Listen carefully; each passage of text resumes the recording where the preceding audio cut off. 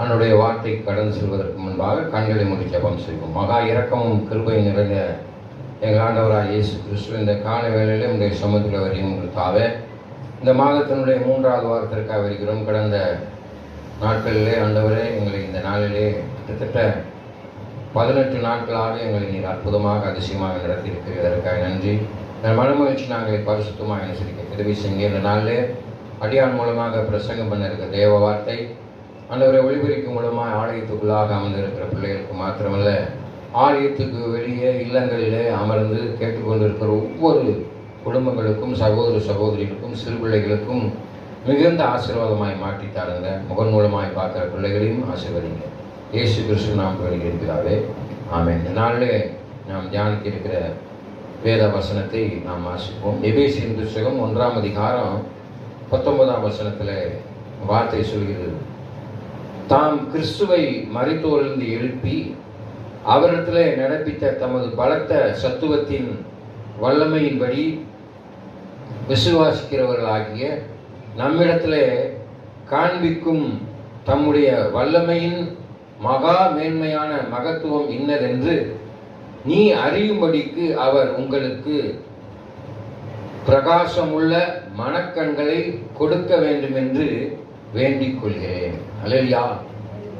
பிதாவானவர் அங்கே சொல்கிறதை நாம் பார்க்கிறோம்.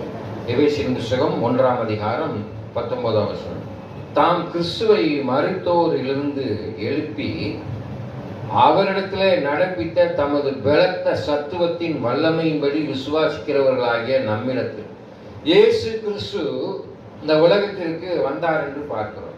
பிதாவானவர் இங்கே சொல்ற காரியம், இயேசு மரித்து உயிர்த்தார். அவர் உயிர்த்ததனுடைய நோக்கம் மகிமை, தேவநாமம் மகிமைப்பட வேண்டும் என்பதற்காகவே தேவன் தன்னுடைய ஒரே பேரான குமாரனை இந்த உலகத்திற்கு அனுப்பினார் என்று நாம் வாசிக்கிறோம்.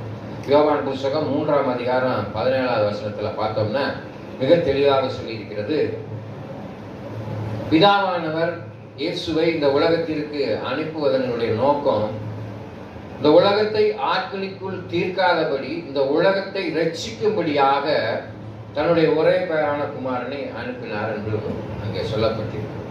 இந்த உலகத்திலே ரட்சிப்பை பெறாத மக்களாக இன்னைக்கு இயேசுவை ஏற்றுக்கொண்டு இருக்கிறோம், இயேசுவை நம்பி இருக்கிறோம், இயேசுவை வணங்கி இருக்கிறோம். ஆனால் சிலர் உங்க இடத்துல கேட்பது, நீங்க ரட்சிக்கப்பட்டிருக்கிறீங்களா? முழுக்க ஞானஸ்நானம் எடுத்திருப்பான், தொடர்ந்து ஆலயத்துக்கு வருவான், ஆனால் அவனத்துல ரட்சிப்பு இருக்கிறதா என்று சற்று சிந்தித்து பார்த்தீர்கள். அநேக கிறிஸ்துவ பிள்ளைகள், கிறிஸ்துவுக்கு இருக்கிறவர்கள் ரட்சிக்கப்படாதபடி என்ன செஞ்சிருக்கிறாங்க, மனதிலே செயல்பாட்டிலே அவர்கள் பின்தங்கியவர்களாக காணப்படும். அப்படி இருக்கக்கூடாது என்று வேதம் சொல்லியிருக்கு. அதான் சொல்லுது, தாம் கிறிஸ்துவை மரித்தோரிலிருந்து எழுப்பி அவரிடத்தில் நடப்பித்த தமது பலத்த சத்துவத்தின் வல்லமையின்படியே. பலத்த சத்துவம், இயேசு கிறிஸ்துடைய பலத்த சத்துவம், பிதாவுடைய பலத்த சத்துவம் என்னன்னா, மனிதனை பாவத்திலிருந்து மீட்க வேண்டும் என்பதற்காகவே முந்தின ஆதாம் செய்த பாவத்தை இயேசு கிறிஸ்து, கடைசி ஆதாம் ஆகிய இயேசு கிறிஸ்து சிலுவையிலே பிசாசை வென்றார் என்று பார்க்கிறோம். பிசாசினால் ஆதாம் ஏவாள் வஞ்சிக்கப்பட்டு நன்மை தீமை அறியத்தக்க கனியை புசித்து அவர்கள் பாவத்திலே விழுந்தார்கள். தேவனுடைய சித்தம் பாவம் செய்யாதபடி மனிதன் வாழ வேண்டும் என்று அந்த சித்தத்தை ஏதேன் தோட்டத்திலே நிறைவேற்றி மனிதனை படைத்தார். அனைத்து ஜந்துக்களையும் படைத்து, காய்கனிகள், வான மண்டலங்கள் எல்லாவற்றையும் படைத்து மனிதனையும் படைத்தார். அங்கே சர்ப்பத்தினால் வஞ்சிக்கப்பட்டு விழுந்து போனார்கள் என்று பார்க்கிறோம். விழுந்து போனவனை என்ன செஞ்சிட்டார், ஏதேன் தோட்டத்தை விட்டு அவர்களை வெளியே அனுப்பிவிட்டார். அல்லையா, மனிதனுடைய பாவம் தொடர்ந்து அவனை பற்றி கொண்டு பாவம் பெருகியதாய் காணப்படுகிறோம். மோசே பிதாவை போய் பார்த்து அந்த 10 கற்பனை வாங்க சென்ற பொழுது ஜனங்கள் அவர் ஒரு 40 நாள் வராததுனால அங்கே கன்றுக்குட்டி, பொன் கன்றுக்குட்டியை உருவாக்கி, சுருவத்தை உருவாக்கி வணங்கி என்ன செஞ்சாங்க, பாவத்திலே பெருகினார்கள். குறித்து வெறித்து இச்சையினாலே பெருகி விபச்சாரம் செஞ்சு கொலை இப்படிலாம் செஞ்சு பெருகினதை பார்த்து மோசே கோபமடைந்து அந்த 10 கற்பனை அவர்கள் மீது கோபத்திலே அந்த பொன் கன்றுக்குட்டியில இருந்து அப்படின்னு 2ஆக பிளந்து என்ன செஞ்சிச்சு, ஜனங்களை விழுங்கி கொண்டது. சர்ப்பம், விஷ சர்ப்பம் அநேக ஜனங்களை, ஆயிரக்கணக்கான ஜனங்களை கொற்றி மரித்து போனார்கள் என்று பார்க்கிறோம். அதுக்கப்புறம் தான் மோசே அங்கே ஒரு வெண்கல சர்ப்பத்தை உருவாக்கி அதை உயர்த்திய பொழுது அது தீர்ந்தது என்று பார்க்கிறோம். ஆமென். இப்படி ஆண்டவருடைய வல்லமை விளங்கும்படியாக அங்கே இயேசு கிறிஸ்து மரித்து உயிர்த்தார் என்று பார்க்கிறோம். அவர் உயிர்த்தனுடைய நோக்கம் என்ன? இயேசு கிறிஸ்து என்ன செய்கிறார்? தன் இரத்தத்தை சிந்தி மனிதனை பாவத்தில் இருந்து நீத்தார். இயேசு கிறிஸ்துவின் இரத்தம் சகல பாவங்களையும் நீக்கி என்ன செய்யுமா? சுத்திகரிக்கும் என்று சொல்லப்பட்டிருக்கிறோம். ஆமென். நம்ம ஒரு கலங்கின தண்ணியை குடிப்போமா? சுத்தமான தண்ணியை தான் குடிப்போம். மாசுபடிந்த தண்ணியில சாக்கடை வாடை வந்துச்சுன்னா கூட நம்ம என்ன செய்ய மாட்டோம்? குடிக்க மாட்டேங்கிறோம். சாதாரண தண்ணி. அப்புறம் உடைய சரீரம், ஆலயமாகிய சரீரத்தை என்ன செய்யணும்? நீ பரிசுத்தமாக வைத்துக் கொள்ள வேண்டும் என்று சொல்லிடும். தாம் கிறிஸ்துவை மரித்தோரிலிருந்து எழுப்பி அவரிடத்துல, யாரிடத்துல? இயேசு இடத்துல நடப்பித்த பலத்த சத்துவம். என்ன சத்துவம்?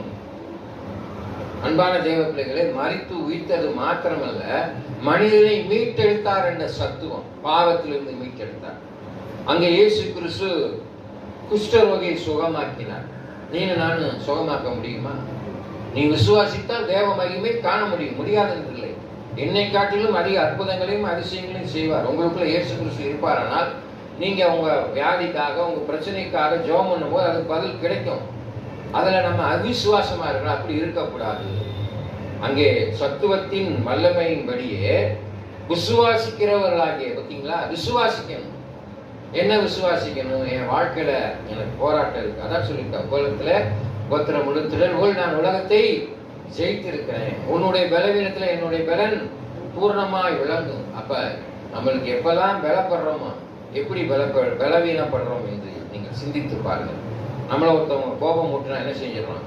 நம்ம மறுபடியும் உடனே கோபப்பட்டுடுறோம். இயேசுவை கோபம் மூட்டினார்கள். அவருடைய சத்துவத்தினுடைய வல்லமையினால இந்த கோபத்தை என்ன செஞ்சாரு? மேற்கொண்டார் என்று பார்க்கிறோம். அவரை அறைந்த பொழுது அவமானப்படுத்தின காரி துப்புனாங்க, கொட்டுனாங்க, அறைந்தாங்க, அவமானப்படுத்தினார்கள். ஆனால் அவர் அமைதியாக இருந்தார். அவருடைய சத்துவத்தின் வல்லமை அங்கே பொறுமை. தேவ சித்தத்தை செய்ய வேண்டும் என்பதற்காக பொறுமையாக இருந்தார். நம்முடைய வாழ்க்கையிலும் நம்ம எந்தெந்த காரியத்துல பொறுமையா இருக்கணுமோ, பொறுமை கடலிலும் பெரியது. ஆமென். எவன் ஒருவன் தன் வாயை திறவாமல் இருக்கிறானோ அவன் ஞானி எனப்படுவான். அப்ப நம்மளுடைய பலவீனத்துல அவருடைய பலன் பூரணமாக விளங்க வேண்டும் என்றால் இயேசுவை போல நீ நடந்து கொள்ள வேண்டும். அதான் விசுவாசிக்கிறவளாகிய நம்மிடத்தில் காண்பிக்கும் தம்முடைய வல்லமையின் மகா மேன்மையான மகத்துவம் இன்னதென்று நீங்கள் அறிய வேண்டும். மகா மகத்துவம்.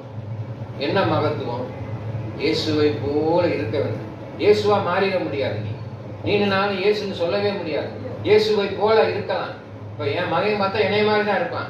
உங்க பிள்ளைங்க பார்த்தா உங்களை மாதிரி தான் இருப்பாங்க. அந்த பிள்ளைகளுடைய நடை உடை பாவனை எல்லாம் வேற. அப்பனை மாதிரியே பேசுறான், அவங்க அப்பனை மாதிரியே செய்யான். இருக்கா இல்லையா?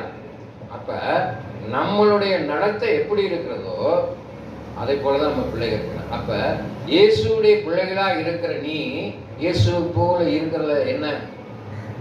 ஆனா அதை இருக்க முடியல. திருடன் திருடவும் கொள்ளவும். பாவம் 10ஆம் அதிகாரம் 10ஆம் வசனத்துல சொல்லி, யோவான் 10ஆம் அதிகாரம் 10ஆம் வசனத்துல சொல்லி, திருடன் திருடவும் கொள்ளவே வருகிறான், நானோ ஜீவன் உண்டாயிருக்கும், அந்த ஜீவன் பரிபூர்ணப்படும். அவர் வந்ததனுடைய நோக்கம் அழிவில்லாத வாழ்வு. உனக்குள்ளாக இருக்க பத்தியா அந்த உள்ளான மனுஷன் அது அழியக்கூடாது. இந்த சரீரம் அழிஞ்சு போகும். எல்லாம் மாயை. இது வெறும் களிமண்ணால் உருவானது. சதையும் மாமிசமும் என்ன செய்யும்? அழிஞ்சு போயிடும். பூச்சியும் புழுவும் தின்று. ஆனா விளைவிக்க முடியாத உங்க ஆன்மா அழிந்து போகாதபடி இருக்க வேண்டும் என்பதற்காகத்தான் அந்த இந்த போட்டு பாருங்க, மகா மேன்மையான மகத்துவம் இன்னதென்று நீங்கள் அறியும்படி அவர் உங்களுக்கு பிரகாசம் உள்ள மனக்கண்களை, பார்த்தீங்களா? பிரகாசம் உள்ள மனக்கண்களை. உன் மனக்கண் எப்படி இருக்கு இன்னைக்கு? அநேகருடைய மனக்கண் இன்னைக்கு குருடா இருக்குது. நம்ம பார்வை நல்லா இருக்குது. எப்படி மனக்கண் குருடாகிறது? தேவ பிள்ளைகளே, அதனாலதான் வேதவசனம் சொல்லிட்டு ஒரு ஸ்ரீயை இச்சையோடு பார்த்து ஆயிட்டாலே அந்த ஸ்ரீயோடு உதாரணம் சொல்றாரு, விபச்சாரம் செய்து ஆயிடுச்சு அப்படின்ட்டாரு.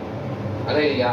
அப்ப உன் கண்ணுனால பாவம் பிடிக்கப்பட்டு உன் மனதில் இருக்கிற அந்த மனக்கண் குருடாயிடுச்சு, மாசுபடிந்து விடுகிறது. அலையா? கண்ணானது சரீரத்தின் விளக்காயிருக்கிறது.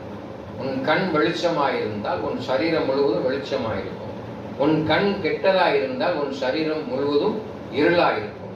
உன்னில் உள்ள வெளிச்சம் இருளாகாதபடி காத்துக்கொள். லூக்காயின் புத்தகம் 34ஆம் அதிகாரம் 14வது வருஷத்திலிருந்து ஒரு 15 வரைக்கும் உங்க வீடுகளில் சென்று வாசிப்பார்கள். இதான் சொல்லியிருக்கு, கண்ணானது சரீரத்தின் விளக்காயிருக்கிறது. அப்ப இன்னைக்கு கண்ணுனாலதான் எல்லாமே விழுந்து போயிருக்கும். அல்லையா? லூக்காயின் புத்தகம் 34ஆம் அதிகாரம் 11வது வருஷத்திலிருந்து 15, 16 வரைக்கும் வாசிச்சு பாருங்க. அல்லையா? அப்ப நம்முடைய இருதயத்துல சுத்தமா இருக்கணும். எபிரேயர் புத்தகம் 12:14 சொல்லியிருக்குது, யாவரோடும் சமாதானமாய் இருக்கும், பரிசுத்தம் உள்ளவர்களாய் இருக்கும் நாடுகள், பரிசுத்தம் இல்லாமல் ஒருவனும் தேவனை தரிசிக்க முடியாது. அப்ப மகத்துவமான பிரகாசமுள்ள மனக்கண்களை கொண்டு இருக்கிறவர்களாக இருக்க வேண்டும் என்றால் தேவனை நீங்க பார்க்கக்கூடியவர்களாக இருந்தால் தான் முடியும். தேவனை பார்க்க வேண்டும் என்றால் உங்க இருதயம் சுத்தமா இருக்கணும். அப்ப இருதயத்திலே சுத்தம் உள்ளவன் தேவனை தரிசிக்க முடியும். அப்ப இன்னைக்கு இருதயம் எப்படிப்பட்ட இருதயம்? மாசுபடிந்து இருக்கு. இல்லையா? பொல்லாத சிந்தனை, பிசாசனம் நம்முடைய சிந்தனையில பொல்லாத எண்ணங்களை விதைத்து விடுகிறான். அந்த சிந்தனை என்ன செஞ்சிருது? இருதயத்தின் வந்திருக்கு. அப்ப என்ன ஆயிடுது? இருதயத்தின் நிறைவு வாய் பேசும் என்று வேதவசனம் சொல்லுது. நீ எதை பொல்லாத சிந்தனை உடையவர்களா இருப்பதனாலதான் மற்றவனுக்கு தான் நல்லதை நினைக்க மாட்டேன், மற்றவன் நாசமா போட்டு விளக்கம். விமத்தனை எப்படி காசு பணத்தோட இருக்கிறான், இவன் நல்லா இருக்கானே, நம்ம இப்படி இருக்கோமே, நம்மளுக்கு பின்னால வந்தவன் நல்ல விவசாயம் பண்ணி நல்ல நெல்லு மூட நிறைய அடிச்சு நகையை சேர்க்கிறான், வண்டி வாங்குறான், வீடு கட்டுறான் அப்படின்ற பொல்லாத சிந்தனை உனக்குள்ளாக இருக்கக்கூடாது. ஆமென். அல்லையா? கர்த்தர் உன்னை ஆசீர்வதிப்பார். நிச்சயமாக முடிவுண்டு, உன் நம்பிக்கை வீண் போகாது. ஆமென். அல்லையா? Praise father. தேவ பிள்ளைகளை அங்கே வேதவசனம் சொல்லுது, நீங்கள் அறியும்படிக்கு, இன்னதென்று நீங்கள் அறியும்படிக்கு அவர் உங்களுக்கு பிரகாசம் உள்ள மனக்கு. என்னதென்று நீ அறிய வேண்டும். எப்படி அறிவ? இயேசுவை அறிகிற அறிவிலே நீ நிலைத்திருக்க வேண்டும். எபேசியர் புத்தகம் 3ஆம் அதிகாரம் 15ஆம் வசனத்திலிருந்து வாசி பார்த்தீங்கன்னா அதுல சொல்லியிருக்கு, பரிசுத்தவான்களாய் கூடி உள்ளான மனுஷனை பலப்பெற்று வேரூன்றி நிலை பெற்றவர்களாய் அறிவு கெட்டாத அந்த அன்பை அறிந்து கொள்ள, அதனுடைய நீள அகல ஆழம் என்ன என்பதை உணர்ந்து கொள்ள அனுகிரகம் செய்ய வேண்டும் என்று வேண்டிக் கொள்ளுங்கள் என்று சொல்லி. ஆமென். 15, 16 வசனம் வரைக்கும் வாசித்து பார்த்தீங்கன்னா அங்கே தெளிவாக சொல்லியிருக்கு. அப்ப இன்னைக்கு உங்களுடைய பழக்க வழக்கங்கள் எப்படி இருக்கிறது? என்னுடைய தகப்பனார் அடிக்கடி சொல்வது, tell your friend I will tell your character. உன் நண்பனை சொல், உன் பழக்க வழக்கங்களை சொல்கிறிய. அவன் குடிகார பயலா இருக்கான்டா, அவன் பொறுக்கி பயலா இருக்கான், அவனோட சேராத. சொல்றோமா இல்லையா நம்ம பிள்ளைகளை? ஆமென். அன்பான தேவ பிள்ளை, பரியாசக்காரன் உட்காரும் இடத்தில் உட்காரமலும் இரவும் பகலும் வேதத்துல தியானமா இருக்கிற மனுஷன் பாக்கியவான். அப்ப பரியாசம் பண்றவன் யாரு? தேவ பிள்ளைகளை கிண்டல் பண்ணிக்கிட்டு, ஆனா இவன் எப்ப பார்த்தாலும் சாமி சாமி இருக்காங்க, ஆடா எல்லாரும் போய் குடிப்போம், எல்லாரும் போய் சிகரெட் குடிப்போம், நம்மளுக்கு விரோதமா பேசுறான், அவன் போட்டு அடிப்போம் அப்படின்னு கூப்பிடுவான், பொல்லாதவன் கூப்பிடுவான். ஆமென். அப்படி இருக்கக்கூடாது. அதனாலதான் பரியாசக்காரன் உட்காரும் இடத்தில் உட்காரமலும் பரிசுத்தவான்களாய் கூடி உள்ளான மனுஷனே பலப்பட வேண்டும். நம்முடைய பழக்கம் யாரோடு இருக்கணும்? நல்லவங்களோடு இருக்கணும். நல்லவன் கெட்டவன் யார் என்று நிதானிக்கக்கூடிய தன்மை உடையவர்களை ஆண்டவர் உங்களுக்கு அந்த வல்லமையை கொடுப்பார். ஆவி ஆவி நிதானிக்குமா? அவனை பார்த்தவனே என்ன செஞ்சிடலாம்? கண்டு கொண்டிடலாம். நம்ம நீங்கள் கிறிஸ்துவுக்குள் நிலைத்திருப்பீர்களானால் இவன் நல்லவன் இவன் கெட்டவன், இவனோட சேரணும் இவனோட சேரக்கூடாதுன்னு ஈஸியா கண்டுபிடிச்சிடலாம். ஆமென். உலக மனிதர்களை அவன் பொல்லாத குறியா இருப்பான், அவனோட சேர்ந்த நம்ம பேரும் கெட்டு போயிடணும், அவனோட சேரக்கூடாது நினைக்கிறோமா இல்லையா? ஆமென். அப்படித்தான் அங்கே வேதவசம். அப்ப பிரகாசம் உள்ள மனக்கண்களை கொடுக்க வேண்டும் என்று வேண்டிக் கொள்ள வேண்டும். ஆண்டவர்கிட்ட கேட்கணும். பிரகாசம், வெளிச்சம், இருளின் ஆதிக்கம் உங்களை மேற்கொள்ளாதபடி வெளிச்சத்தின் பிள்ளைகளாக நீங்க இருக்க வேண்டும், ஒளியின் பிள்ளைகளாக இருக்க. அதான் வேதவசனம் சொல்லுது, எழுந்து பிரகாசி உன் ஒளி வந்தது.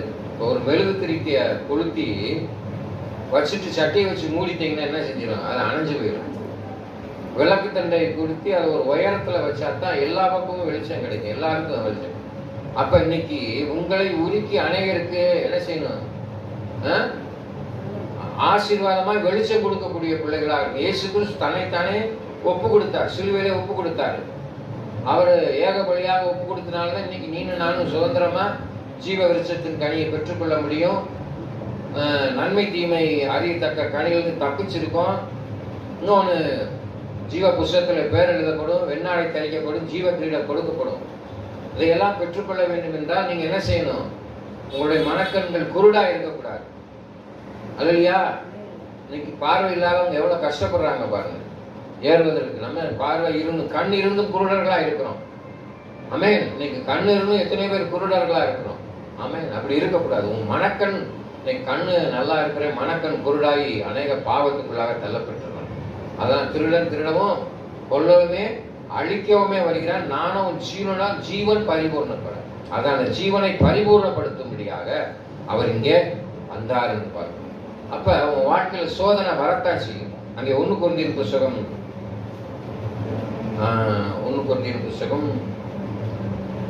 13ஆம் வசனத்துல பாத்தீங்கன்னா, மனுஷனுக்கு நேடுகிற சோதனை இல்லாமல் வேறொரு சோதனை உங்களுக்கு நேரிடவில்லை. தேவன் உண்மை உள்ளவர்களாக இருக்கிறார். உங்கள் திராணிக்கு மேலாக நீங்கள் சோதிக்கப்படுவதற்கு அவர் இடம் கொடாமல் சோதனை தாங்கத்தக்கதாக சோதனையோடு கூடிய அதற்கு தப்பித்துக் கொள்ளும்படியான போக்கையும் என்ன செய்திருக்கிறாரா? உண்டாக்குவார் என்று சொல்லி. அப்ப உன் மனக்கள் பிரகாசிக்கப்பட வேண்டும் என்றால் உனக்கு சோதனை வரத்தான் செய்யும். அதான் அவர் சொல்றார், உலகத்திலே உபத்திரம் உண்டு, தினனுக்குள் நான் உலகத்தை செய்திருக்கிறேன். அப்ப உனக்கு சோதனை யாருக்கு வரும்? மனுஷனுக்கு வர சோதனை தான் வரும். மனுஷனா இருக்கிற மாமிசத்திற்கு விரோதமா நம்மளுக்கு சோதனை. வேதவசனம் சொல்லுது, ஆவி மாமிசத்துக்கு விரோதமாகவும் மாமிசம் ஆவிக்கு விரோதமாகவும் போராடும். இன்னைக்கு நான் குடிக்கவே கூடாது, இந்த குடியில இருந்து நான் தப்பிச்சிடணும்னு நினைப்பேன். ஆனா உன் ஃப்ரெண்டு வந்து உன்னால பாட்டில் காமிச்சு, ஆடா பாரின் சரக்கு அடிப்போம், உடனே செஞ்சிடற, மாமிச பழத்தில் அவனோட போயிடுற, போய் குடிப்பழக்கத்தில் விழுந்துடுற. அல்லையா? அன்பானபடி அநேக காரியங்களிலே மனிதனுடைய மாமிச பலவத்தில் விழுந்து போகாதபடி ஆண்டவர் அந்த சோதனையிலிருந்து தப்பித்துக்குள்ளான போக்கையும் வச்சிருக்கிறாங்க. அந்த போக்கை நீ அறிந்து கொள்ளணும். அந்த வழி என்ன? யோவான் 14:6 சொல்லப்பட்டது, நானே வழியும் சத்தியமும் ஜீவனுமா இருக்கிறேன், என்னை அல்லாமல் ஒருவனும் பிதாவிடத்தில் வரான். அப்ப வழியா இருக்கிறார். இயேசு கிறிஸ்துடைய வழி எப்படி இருக்கிறது? மனிதனை ரட்சிக்கும்படியாக நான் உனக்காக ரத்த சிந்தினேன், உன்னை பாவத்திலிருந்து மீட்டெடுத்திருக்கிறேன். அதனால உன்னுடைய உள்ளான மனுஷனை நீ பலப்பட வேண்டும். அறிவு கெட்டாத அந்த அன்பு, யாருக்குமே இயேசு கிறிஸ்துவின் அன்பு அறிந்து கொள்ள முடியாது, விலை மதிக்க முடியாத அன்பு. அன்பான தேவ பிள்ளைகளை, இன்னைக்கு தாயினுடைய அன்பு மாறிவிடுகிறது, தகப்பன் அன்பு மாறிவிடுகிறது. அவன் கொண்டாடி பேச்சை கேட்டுக்கிட்டே இருக்கான், பேச்சை கேட்க மாட்டேங்க சொல்றோமா இல்லையா? ஆமென். எத்தனை இடங்களில் நடக்குது. வேதவசனத்தில் நீர்மொழி புத்தகம் 8ஆம் அதிகாரம் 2ஆம் அதிகாரம் 8ஆம் வசனத்தில் சொல்லியிருக்கு, தகப்பன் புத்தியை கேள், தாயின் போதகத்தை நல்லாதே. ஆமென். எத்தனை பேர் இந்த காரியத்தில் நீங்க இருக்கிறீங்க? இன்னைக்கு பொண்டாட்டியினுடைய பேச்சை கேட்டுக்கொண்டு முதிர் வயதிலே பராமரிக்கக்கூடிய தாய் தகப்பனை முதியோர் இல்லங்களிலே அனாதைகளாக பிச்சை எடுக்க விட்டுறான். அன்பான தேவர்களை நல்லா சிந்தித்து பாருங்க. நீ இந்த உலகத்தில் நிர்வாணியாய் வருகிறாய், பிறக்கிறாய். உன்னை தாய் பால் ஊட்டி சீராட்டி ஒரு எறும்பு கடிக்காம உன்னை தூங்க வச்சு பாதுகாத்து, ஆபத்துக்கள் நாச மோசங்களிலிருந்து உன் தாய் தகப்பன் உன்னை பாதுகாத்து பெரிய ஆளாக்கி வளர்ச்சி சம்பாதிச்சு வேலை வாங்கி கொடுத்து உன்னை ஒரு வழியை ஏற்படுத்தி கொடுக்கிறார். ஆமென். ஆனா நீ என்ன செய்கிறார்? முதிர் வயதில் அவர்கள் குழந்தைகளாக மாறி விடுகிறார்கள். அவருடைய உனக்காக சம்பாதிச்சு உனக்காக சமைச்சு போட்ட தாய் பலவீனப்பட்டு செய்ய முடியாத சூழ்நிலைகள் ஆயிடுது. அவங்களுக்கு என்ன ஆயிடுது? பலவீனத்துல என்ன செய்ய முடியாது, வயசாயிடுது. அவங்களால சமைக்க, அவங்களா தங்கள் வேலைகளை செய்து கொள்ள முடியாதவர்களை பராமரிக்க, உன்னை குழந்தைகளை பராமரித்ததை போல உன் தாய் தகப்பனை குழந்தையை போல பராமரிக்கிறவனா பரலோகத்துக்கு போக முடியும். இன்னைக்கு எழுதி வச்சுக்கோங்க. யாரா இருந்தாலும் சரி, நானா இருந்தாலும் சரி, பெரிய ஊழியக்காரன் யாரா இருந்தாலும் சரி. ஆமென். அன்னையும் பிதாவும் முன்னறி தெய்வம் என்று சொல்லி உலக மனிதன் சொல்றான். ஆமென். வேத புத்தகத்தில் அதான் சொல்லி இருக்குது, தகப்பன் புத்தியை கேள், தாயின் போதகத்தை தள்ளாதே. ஆமென். இன்னைக்கு இந்த முதியோர் இல்லங்கள் இல்லாதபடி ஆக வேண்டும் என்றால் ஒவ்வொரு மகனும் மகளும் பெற்றோர்களை ஒரு தாயை போல, பிள்ளையை போல என்ன செய்யணும்? குழந்தைகளை கூட பராமரிக்க. அதான் ஆசீர்வாதம். நீ எவ்வளவு காசு பணம் சம்பாதிச்சாலும் மேலே போகும்போது உலக மனுஷனே பேசுவாங்க, அவங்க அம்மா அப்பாவை பார்க்காம உலக புதியவர்களை விட்டுருக்காங்க. நாளைக்கு அதே நிலைமை. ஒரு சின்ன கதை, எனக்கு சின்ன பிள்ளையில எங்கள் அப்பத்தா எனக்கு சொல்லியிருக்கேன். எங்கள் அம்மாவை பெற்ற, எங்கள் அப்பாவை பெற்ற தாயார், ஒரு தகப்பன் ஒரு தாய்க்கு ஒரு மண் கலையத்தில் சோறு கொடுத்துக்கிட்டே வந்தார். அந்த பாட்டி இறந்த உடனே, அவருடைய தாயார் இறந்த உடனே அந்த மண் கலசத்தை தூக்கி போட போனான். அப்போ அந்த பேரன் கூப்பிட்டு, அப்பா அதை வச்சிருப்பா, பத்திரமா வச்சிருப்பா. எதுக்குப்பா அதை வச்சிருப்பா? நீ அப்பத்தாவுக்கு கொடுத்த மாதிரி, பாட்டிக்கு கொடுத்த மாதிரி இந்த மண் கலசம் நான் உனக்கு கொடுக்கணும். அப்போ எதை விதைக்கிறீர்களோ அதைத்தான் நீங்கள் அறுப்பீர்கள். ஆமென். வினை வினைக்கிறவன் வினையை இருப்பான், திணையை விதைக்கிறவன் வினையை இருப்பான். அன்பான தேவ பிள்ளைகளை நல்லா தெரிஞ்சுக்கோங்க. வேதவசனத்தில் சொல்லியிருக்கோம். ஆதியாகமம் 4:7 சொல்லி, நீ நன்மை செய்தால் மேன்மை இல்லையோ, நீ நன்மை செய்யாமல் உன் வாசற்படியிலே பாவம் படுத்து கிடக்கு. நீ அநேக ஜனங்களுக்கு நன்மை செய்ய வேண்டும். இயேசு கிறிஸ்து நன்மை செய்த மனிதனாய் சுற்றி விடுந்தார். இன்னைக்கு எத்தனை பேர் நல்லது செய்யறார்? ஒருத்தன் கீழே விழுந்தோடனே அவனை பார்த்து எள்ளி சிரிக்கத்தான் செய்யணும், அவனை தூக்கி விடணும், இல்லை எந்திரிப்பான்னு சொல்றதுக்கான ஒரு மனநிலைமை இன்னைக்கு உலகத்துல யாருக்குமே இல்லை. அல்லையா? ஆக்சிடென்ட் ஆகிடுது, ரத்த வெள்ளத்தில் இருக்கிறான், அவன்கிட்ட போய் செல்ஃபி எடுத்துக்கிட்டு பாருங்க உலகம். ஆமென். உதவி செய்ய வேண்டும். விபத்துல நல்ல சமாரியன் காயத்தை கட்டி அவனை என்ன செஞ்சான்? விடுதலை கொண்டு விட்டு அவனுக்கு பணம் காசை கொடுத்து திரும்பி வரும்போது அவனை விசாரிக்கிறான். அதை போல நீங்கள் என்ன செய்ய வேண்டும்? அநேகருக்கு நன்மை செய்யணும், உதவி செய்ய வேண்டும் என்று சொல்லியிருக்கிறார். அவன் ஏழைக்கு இறங்குறவன் கர்த்தருக்கு கடன் கொடுக்கிறான். அன்பான தேவ பிள்ளைகளே, நல்லா தெரிஞ்சுக்கோங்க. எவ்வளவு காசு பணம் சம்பாதிச்சாலும் எதையும் மேல கொண்டு போக முடியாது. நிர்வாணியாய் வருகிறாய், நிர்வாணியாய் போய் எண்ணத்தை கொண்டு வந்தோம், எண்ணத்தை கொண்டு போக போகிறோம். அன்பான தேவ பிள்ளைகளை, இறைக்கிற கிணறு தான் ஊறும். இறைக்காம ஒரு கிணறு அப்படியே கிடந்தா என்ன ஆயிடாது? சாக்கடை தண்ணியா, அலறல் தண்ணியா போயிடும். அப்ப இறைக்க தான் ஃப்ரெஷ்ஷா. அப்ப கொடுக்க அதான் கொடுங்கள், அப்பொழுது உங்களுக்கு கொடுக்கப்படும். அமுக்கி குலுக்கி நிரப்பி வழியும்படியாக நீங்க கொடுக்கும் போது ஆண்டவர் மிகுதியான ஆசீர்வாதத்துல நிரப்புவார். அன்பான தேவ பிள்ளைகளே, உங்க காணிக்கை நாள் மாத்திரமல்ல, பொருள் நாள் மாத்திரமல்ல, நீ அநேகருக்கு நன்மை செய்வதனாலே நீ என்ன செய்ய முடியும்? தேவராஜ்யத்திற்கு போவதற்கான வழி, மகிமை, தேவனுடைய மகிமை. அப்போ உனக்கு சோதனை வரும். ஐயா பசிக்குதுன்னு கொடுப்பான், உன்ட காசு இருக்கும், ஆனா உனக்கு கொடுக்க மனதில்லாத இருப்பாய். நம்ம அடுத்தது தேவை இருக்குமே அப்படின்னு சொல்லி நினைக்கக்கூடாது. அல்லது அன்றா தேவைகளை ஆண்டவர் போஷிப்பார். எலியாக்கு காக்கையை கொண்டு போஷித்ததை போல ஆண்டவர் நிச்சயமா உனக்கு உன் தேவைகளை சந்திப்பார். விசுவாசிக்க, நீ விசுவாசித்தால் தேவ மகிமையை காண்பாய். அன்பான தேவ பிள்ளைகளை, அப்ப நீ நன்மை செய்யணும். அப்ப உனக்கு சோதனை வருதுங்க. மனுஷனுக்கு நேரிடுகிற சோதனை தான் உனக்கு வரும். யோபுக்கு சோதனை வந்துச்சு, அவன் அதை தாங்கி கொண்டான். இரட்டிப்பான நன்மையினாலே ஆசீர்வதிக்கப்பட்டான். அப்ப அந்த சோதனையிலிருந்து தப்பித்துக்கொள்ளான போக்கு வச்சிருக்கான். அவனுக்கு கஷ்டம் வருது, ஏன் வருது? அவனுக்கு போராட்டம் வருது, ஏன் வருது? கடன் வருது, ஏன் வருது? இன்னைக்கு அநேக கிறிஸ்தவ பிள்ளைகள் கடன்ல மாட்டிக்கிறீங்க. ஏன் அப்படி மாட்டுறீங்க? அவன் கார் வாங்கிட்டான், நானும் கார் வாங்கினேன்.